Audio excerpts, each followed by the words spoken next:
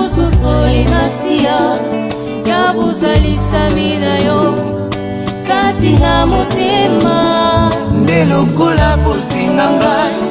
awa na se na moi, nyonso yokoma mpona nga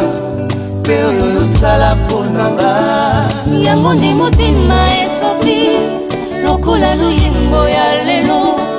liboso ya kiti ya ngolu, yamba yango na esengo. Motema ebombi ekoki te, ekomi kobima na maloba, epunji makasi kati ya moto, ebongwani ekomi loyengo.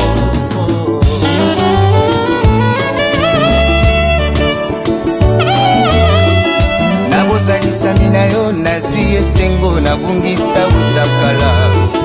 Nabozalisami na yo nazwi kimia, nazangaka na mokili. Olaka koyanola mpe kolakisanga mabomba mina yeba te nyonso mpo naza kati na yo. Na lisolo na biso mibale okombelaka ngai eloko te nyonso zuwa na tata olakisa ngai moto tokoma baninga. Onetolama onetolanga moninga na yo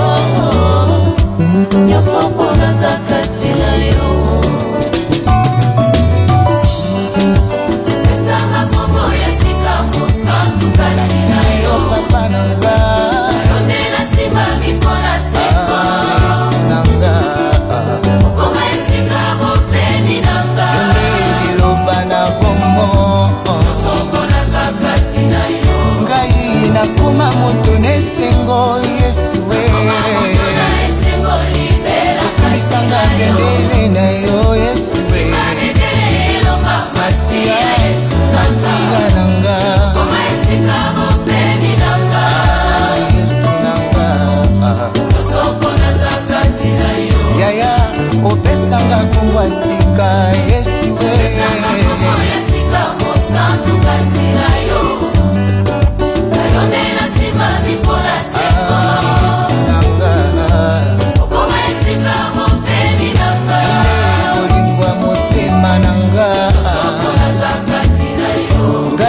nakoma moto nesengo Yesu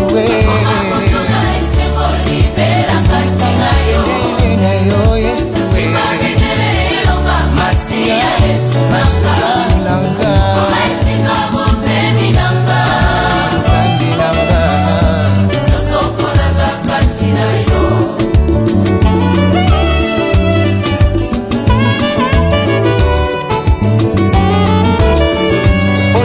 yokoma Nzambe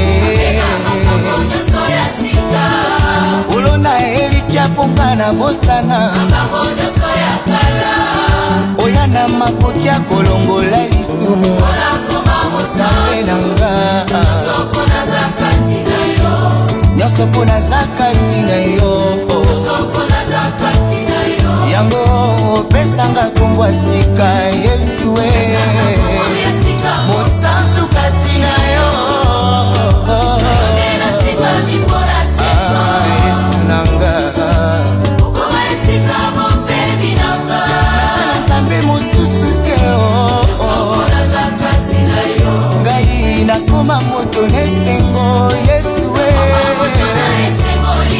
asimbisanga bendele na yo Yesu Masia Yesu nanga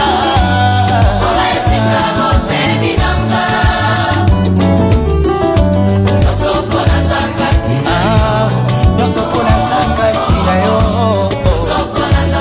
otya elembo ya bonzambe kati nanga mosantu nakoma mosangoli libula ya bilaka ya Nzambe tata mpona yo Yesu mokili ya molili ekoma kobanganga nakoma tempelo efandisa molimo ya Nzambe tata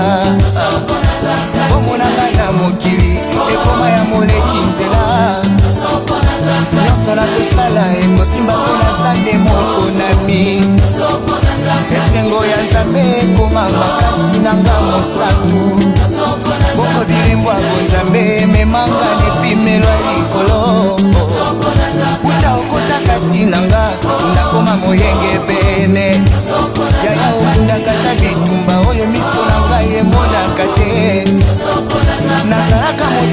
kolela nakoma moto akoseka oza yanga naza ya yo Yesu mosantu kati na yo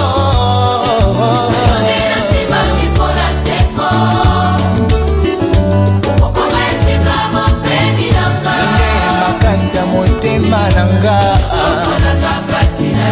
ngai nakoma moto nesengo ya ya nanga simisanga belele na yo Yesu masiya Yesu nanga Yesu nanga olo nanga nyonso mpo naza kati na yo elombe ya motema nanga elombe ya libota nanga